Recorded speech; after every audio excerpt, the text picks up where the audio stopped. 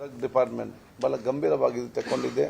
ನಾನು ಬಹುಶಃ ನಮ್ಮ ಡ್ರಗ್ ಡಿಪಾರ್ಟ್ಮೆಂಟ್ ಕಮಿಷನರ್ ಅವರಿಗೂ ಎಲ್ಲ ನಮ್ಮ ಆ ಒಂದು ತಪಾಸಣೆಗೆ ಹೋದಂಥ ನಮ್ಮ ಅಧಿಕಾರಿಗಳು ಮತ್ತು ನಮಗೆ ಲೋಕಲ್ ಸಹಾಯ ಮಾಡಿದಂಥ ಆ ಬೀಟ್ ಪೊಲೀಸ್ ಮತ್ತು ಇನ್ನಿತರ ಅಧಿಕಾರಿಗಳು ನಾನು ಅವರನ್ನು ಪ್ರಶಂಸಿಸಿ ಕೃತಜ್ಞತೆ ಸಲ್ಲಿಸ್ತೇನೆ. ಮತ್ತು ನಮಗೆ ಇವತ್ತು ಈ ರೀತಿಯ ಇದು ನಮ್ಮ ಸಂಬಂಧ ಡಿಪಾರ್ಟ್ಮೆಂಟ್ ಕೂಡ ನಮಗೆ ಬೀಟ್ ಪೊಲೀಸ್ನವರು ಇಂತೆಲ್ಲ ಒಂದು ಸಹಾಯ ಮಾಡಿದ್ದಕ್ಕೆ ನಮ್ಮ ಡಿಪಾರ್ಟ್ಮೆಂಟ್ ಮುಖಾಂತರ ಅವರಿಗೆ ವಿಶೇಷವಾದ ಒಂದು ಪ್ರಶಸ್ತಿಯನ್ನು ಮುಂದಿನ ದಿನ ಅವರಿಗೆ ನಾವು ಕೊಡ್ತೇವೆ. ಅಲ್ಲಿ ನಮ್ಗೆ ಯಾರು ಮಾಹಿತಿ ಕೊಟ್ಟಿರ್ತಾರೆ ಇದೆ ಅಂತೇಳಿ ಅದಕ್ಕೆ ಅನುಗುಣವಾಗಿ ಅವರಿಗೆ ನಾವು ಮಾಹಿತಿಯನ್ನು ಕೊಟ್ಟವರಿಗೆ ಆ ಒಂದು ಬಹುಮಾನವನ್ನು ನಾವು ಅದನ್ನು ಅವರಿಗೆ ಕೊಡ್ತೇವೆ ಮುಂದಿನ ದಿನಗಳಲ್ಲಿ. ಈಗ ಆವತ್ತು ನಾವು ಎಲ್ಲೆಲ್ಲಿ ಹೋಗಿದ್ದೆ ಏನಂತ ಮಾಹಿತಿ ನಮಗೆ ಸಿಗ್ತದೆ. ಅದಕ್ಕೆ ಈಗ ನಮ್ಮ ರಾಮನಗರ SP ಅವರು ಅದನ್ನು ನಡೆಸ್ತಾ ಇದ್ದಾರೆ.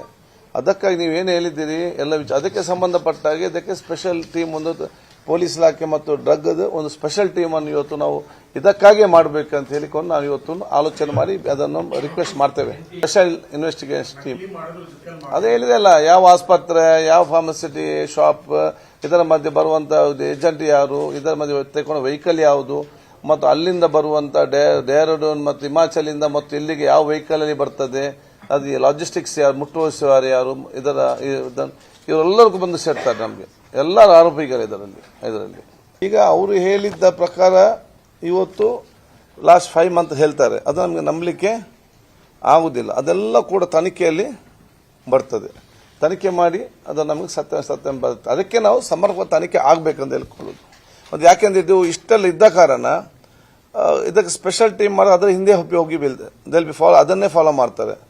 ಇಲ್ಲದೆ ಬೇರೆ ಬೇರೆ ಕೆಲಸ ಇದ್ದಾಗ ಇದು ಬಿಟ್ಟು ಬೇರೆ ಕೆಲಸಕ್ಕೆ ಹೋಗುವಂತ ಪರಿಸ್ಥಿತಿ ಆಗ್ತದೆ. ಅದಕ್ಕಾಗಿ ಇದಕ್ಕೆ ಸ್ಪೆಷಲ್ ಟೀಮೇ ಬೇಕು, ಒಂದು ಲಾಜಿಕ್ ಹ್ಯಾಂಡಿಗೆ ಬರಬೇಕು. ಮತ್ತು ಆಕ್ಚುಲಿ ಏನು ಯಾವ ರೀತಿಯ ಮಾಫಿಯಾ ಏನು ನಡೀತದೆ ಮತ್ತು ಇದನ್ನು ಹೇಗೆ ಮಟ್ಟಾಗಬೇಕು, ಏನು ನಾವು ಕಾನೂನು ಚೇಂಜ್ ಮಾಡಬೇಕಾ, ಈ ರೀತಿ ಮಾಫಿಯಾ ಮಾಡುವವರಿಗೆ ನಾವು ಕಠಿಣವಾದ ಶಿಕ್ಷೆಗೆ ಒಳಪಡುವಂತಹ ನಾವು ಕಾನೂನನ್ನೇ ನಾವು ಇವತ್ತು ಚೇಂಜ್ ಮಾಡಬೇಕು.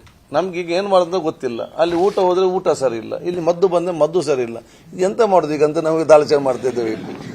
ಅದೇ ತನಿಖೆಯಲ್ಲಿ ಗೊತ್ತಾಗ್ತದಲ್ಲ. ಈಗ ಹಿಮಾಚಲ ಪ್ರದೇಶದಿಂದ ಕರ್ನಾಟಕ ಬರಬೇಕಾದ್ರೆ ಇದು ಎಲ್ಲಾ ರಾಜ್ಯಕ್ಕೆ ಇದ್ದೇ ಇದೆ. ಇದರಲ್ಲಿ ಇದು ಬಿಗ್ ನೆಟ್ವರ್ಕ್. ಇದು ಬೆಸ್ಟ್ ಪ್ರಾಕ್ಟೀಸ್ ಬೇರೆ ಕಡೆ ಆಗಿ ಇಲ್ಲಿ ಬಂದಿರಬೇಕು. ಇದು ಬೇರೆ ಕಡೆ ಎಲ್ಲ ಆಗಿ ಹತ್ತಿರದಲ್ಲಿ ಆಗಿ ಇಲ್ಲಿಗೆ ಬಂದಿರಬೇಕು. ಅಲ್ಲಿ ಒಬ್ಬರಿಗೆ ಸಿಕ್ಕಿದ ಪ್ರಭು ಅಂತ ಸಿಕ್ಕಿದ್ದಾರೆ. ಅಲ್ಲಿ ನಮ್ಮ ಸ್ಟೇಟ್ ಅವರು ಪ್ರಭು ದೇವ್ 4.91. ಅದಕ್ಕಂತ ಯಾವ ಆಸ್ಪತ್ರೆಯಲ್ಲಿ ಅಡ್ಮಿಟ್ ಸಪ್ಲೈ ಆಗಿದೆ, ಅಲ್ಲಿ ಎಷ್ಟು ಪೇಷಂಟ್ಗಳು ಚಿಕಿತ್ಸೆ ಪಡೆದಿದ್ದಾರೆ, ಎಷ್ಟು ಜನ ತೀರಿ ಹೋಗಿದ್ದಾರೆ, ಇದನ್ನು ತನಿಖೆ ಮಾಡಬೇಕು. ಅದಕ್ಕೆ ನಾನು ಹೇಳಿದಲ್ಲ.